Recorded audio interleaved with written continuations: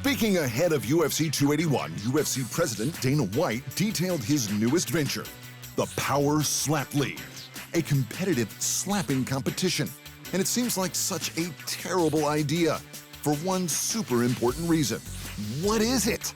It's an 8-episode television series to air in early 2023 where, according to the official press release, athletes will compete to earn a spot in the cast house, the first Power Slap rankings in future Power Slap matches, and world recognition. But slow down. If you've never seen slap fighting, it's ridiculous. You can try and spin it however you like, but we are talking about a sport where the sole intention of the game is to hit or get hit in the face. And that's it. You know, these guys that have been doing this for a long time, there actually is technique to it. You know, you can actually roll with the slap. They know how to, defend, brace, whatever you want to call it. There's actually technique to this thing, believe it or not. If you want to be technical about it, sure, there's technique. There's technique to tying your shoelaces too, but you don't make a sport out of it. And these people won't be able to tie their shoelaces thanks to straight-up head trauma. Not that the Nevada State Athletic Commission cares. Thanks to them now, there's official weight classes, there's rules, rankings, and extensive medical testing.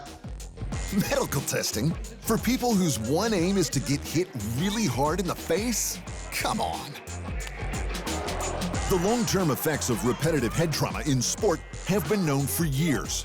Chronic traumatic encephalopathy, or CTE as we now call it, used to be called dementia pugilistica. Basically, dementia from being punched in the head too much from years of boxing.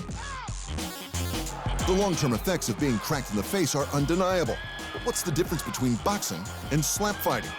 Let Kamaru Usman explain why Floyd Mayweather was so good. Well, that's the thing is, there was a time where people started hating Floyd Mayweather because he was so dominant.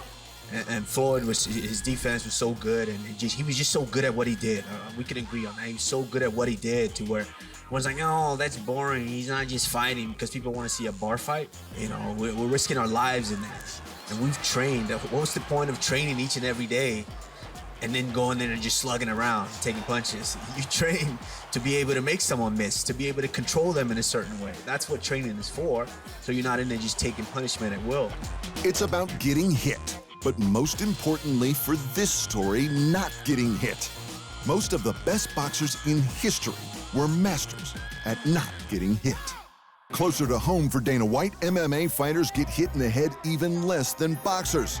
They can attack the legs, they can use submissions, and there's no 10 counts.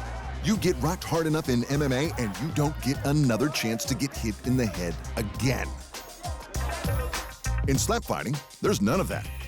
How is this a sport?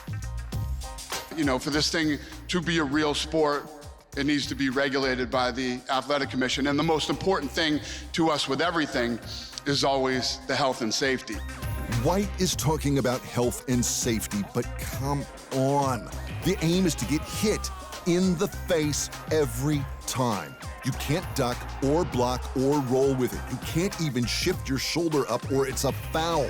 You bite down on your mouth guard and wear the shot flush in the face. Slap fighting is clearly unhealthy, and there's not much to it in the way of skills or technique, but it will be sanctioned and regulated by the Nevada State Athletic Commission as a competitive, open-handed striking combat sport. It's insane, but it's happening. And why? The answer is what the answer always is in combat sports: money. So this all started for me back in 2017.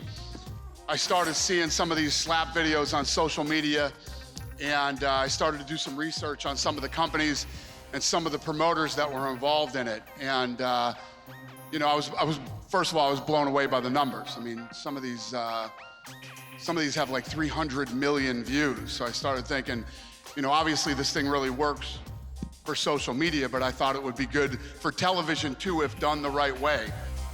Dana White and the UFC have seen an opportunity to make a quick buck by having people annihilate their brains for our entertainment.